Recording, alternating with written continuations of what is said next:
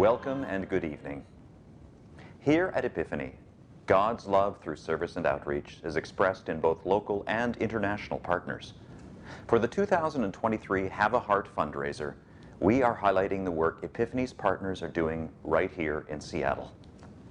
Providing meals and guidance to services for homeless youth, food, shelter, and housing for homeless adults and seniors, a safe space and support for women and their children experiencing homelessness or abuse, and tiny homes for those transitioning from living on the street to their path to permanent housing. Our local outreach efforts are united by a concern for our unhoused brothers and sisters in Christ. The 2022 point-in-time count identified 13,368 individuals experiencing homelessness in King County. Since 1987, Teen Feed has worked with the community to meet the basic needs for and build strong relationships with homeless youth as they meet their future off the streets. For many years, Epiphany volunteers have regularly cooked and served a hot dinner as part of Teen Feed's meal program. But Teen Feed also does much, much more. Welcome to Teen Feed. How many kids is on the streets, or how many kids are getting molested, how many kids are getting told they can't be who they are. There's a lot of vacant buildings and everything that's open right now that we can give people places to stay, but they want the property value to keep going up. This community needs support, and we need to build our community. It's not us going on this journey alone, we're going on this journey together. A lot of these kids that I work with, people don't understand where they come from. A lot of them have a sexual abuse. A lot of them have family abuse, drug addictions, mental health problems. There's no grand narrative when you're talking about this population. A lot of folks here have jobs. A lot of folks here are really smart. They just don't have the resources that some of us have. And so Teen Feed helps bridge that gap. So the programs is Street Links to Youth. It's the meal program, even the basic thing like food, like how we do the food every day, 365 days out of the year. These kids, this could be the only meal that they get out of the whole day. And then we have the outreach where we give kids the basic needs like socks, clothes, jackets, blankets. It's always a process trying to engage folks on the street. A lot of folks just don't trust agencies, don't trust institutions. We bridge that gap. We're from Teen Feed. We're just like an organization down the street. We do like a meal program. Have you come there before? No? Yeah, so we can definitely always link you to like some resources if you just come by our meal program. Yeah, so just come find us, okay? It was good meeting you. I just think that they see that we over here helping them and they feel more obligated to get better, because I have seen a lot of kids get housing, a lot of kids going to school, a lot of kids getting jobs. We reach out to over 3,000 folks every year. 400 people every year move into services through our outreach efforts. And then if it's just one kid that's gonna keep getting better and better, so that's gonna show other kids that they can do better too. And we're the entry point to services. Folks come right through that door and they have a meal with us. We're lucky enough to have a really great team of advocates. And these are people who wanna sit down and have dinner with us. And in that conversation that they have with our guest, we build a stronger relationship. We build a stronger community. Just like a couple months ago, a kid sent the email back and said, "Thank you, Teen Feed, you really saved my life. You was there when I was on drugs. I'm off of drugs now for 3 years now." We can prevent chronic homelessness now.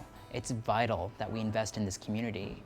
Studies show that in this population with this age range, we can deter long-term homelessness, but that's only if we invest in this community now. And I don't want to see rock bottom. I want everybody to prosper, and I want to make sure that anybody can change, because anybody can make a significant impact to this great country or this great city. These are amazing kids. This is the best population that I've ever had the chance to work with. They're so strong, they're so resilient and resourceful, and I feel really fortunate to be in their lives. And we can all be a part of their lives if we go on this journey together.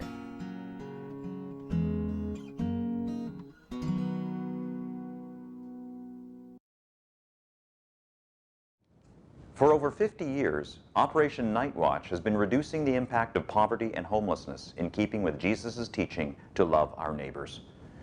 Prior to the COVID pandemic, Epiphany hosted a weekly overflow shelter. Now, our volunteers regularly cook and serve late evening meals at the Night Watch Dispatch Center in the International District. Here's a peek at what Night Watch does.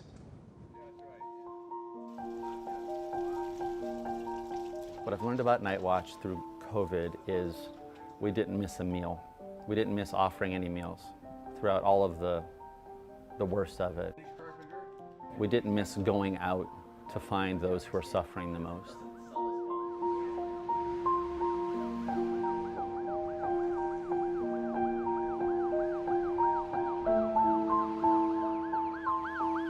Sometimes you gotta hit rock bottom to change your life. And hitting rock bottom can be good or bad for some people. But for me, it made me stronger. It made me open up my eyes in a lot of ways that was beneficial for me. I've been coming to Night Watch for meals and dispatch to a shelter on and off for 2.5 years. I was homeless myself years ago, and I've been in recovery. I've been clean for 30 years, and I know people can recover, but they do need help. Would you like a fruit? Yes, please. Orange would be nice. Okay. They have to want to recover, but they can't recover by themselves. You know, they need all the help they can get. Yeah, I love doing this. You know what I'm saying? Helping these people. It put a smile on my face. Well, ain't nothing for me to say, but thank y'all for the food. Because I've been in that situation too. Well, we got some barbecue sandwich with chips for you. Get out of here, barbecue. Yeah. Because every human being is precious, every single one, and we got to take care of all the people of Earth and not leave any people stranded and homeless or anything like that. We're exploring things all the time about how to grow and ramp up. We default to just being generous in paying forward all the generosity that we receive. I see the hopes of love and remembrance rampant in our community. It shows up with our 700 plus volunteers and our staff and all of our donors, our thousands of donors. Hope shows up in the faces and names of the many people around the city who are earnestly trying to provide solutions. Love demands that we get close.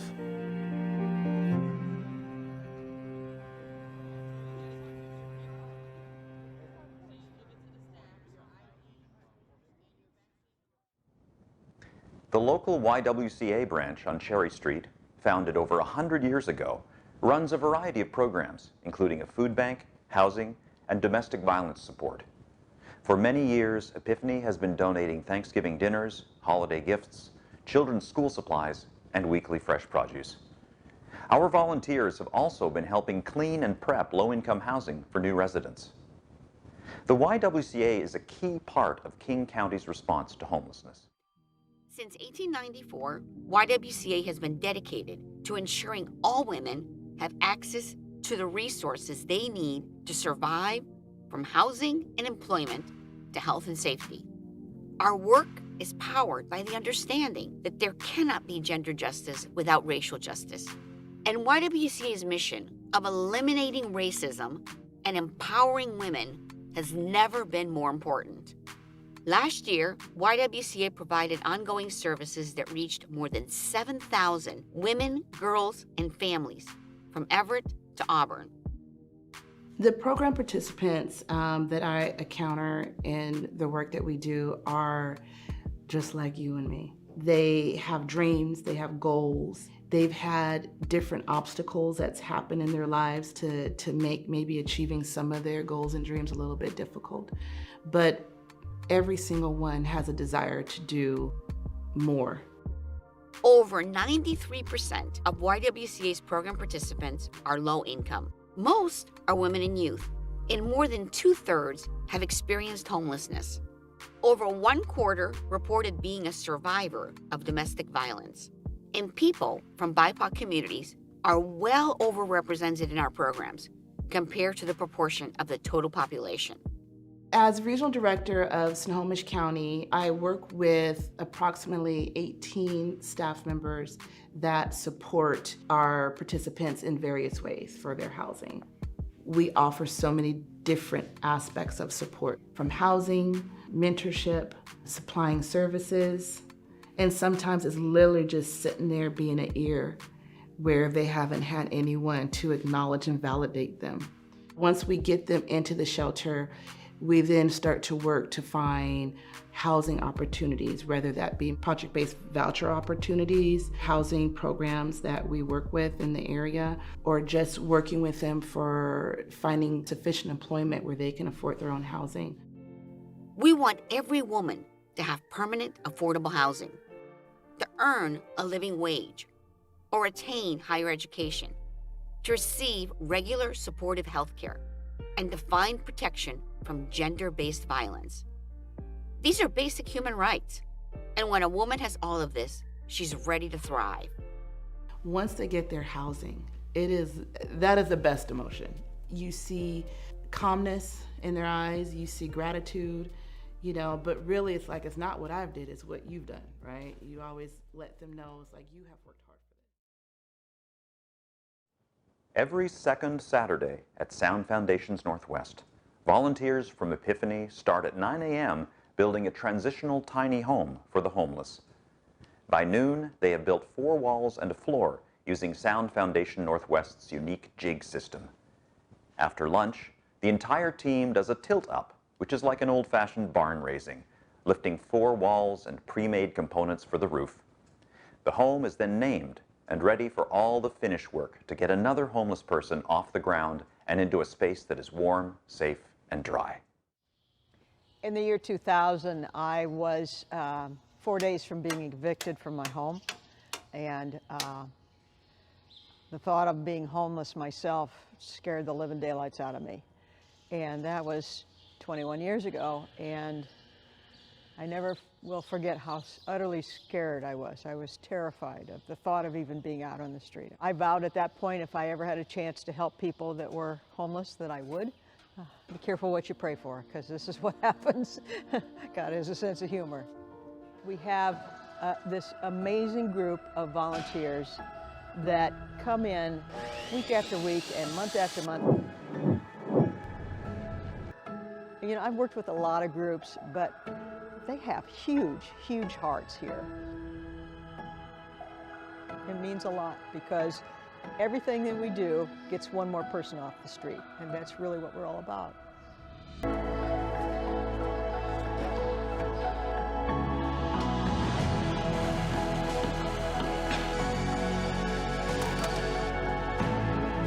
When I build personally, I think about the homeless that have the signs on the streets. A lot of people, when they drive by a homeless person, they will think, and I used to too, oh, I wish I would just get a job. And then I would think, I wish somebody would help them. Now when I drive by them, what I think is, be patient. We're building homes for you as fast as we can. I'm a former resident at the tiny houses. So the way I processed that in my head was, don't go into tiny houses to get comfortable. Go in there and take care of my business, motivate myself, advocate for myself. But I always thought that I would never be homeless, but you never say never. August of last year, I got my permanent housing. So I did what I had to do to get out the tiny house. While I was in a tiny house, like I said, I got a job. I got a car. When I walked out the tiny house, I walked out with $2,000 because I saved my money. All right. It gave me a chance to get my life back together. Tiny houses gave me hope and helped me get back on my feet and made me start loving myself all over again because I didn't love myself. And today I can honestly stand here and say that this program does work.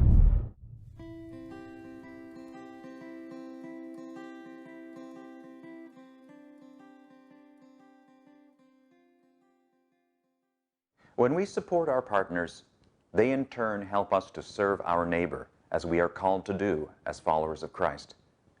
You can give to specific organizations or to the Outreach General Fund. Gifts to the General Fund can be distributed where needs are most urgent, including to our international partners who, although not highlighted this evening, remain vital in helping our brothers and sisters around the world. We hope you will be generous this evening. Thank you for being with us and with our many neighbors. Here's how you can contribute.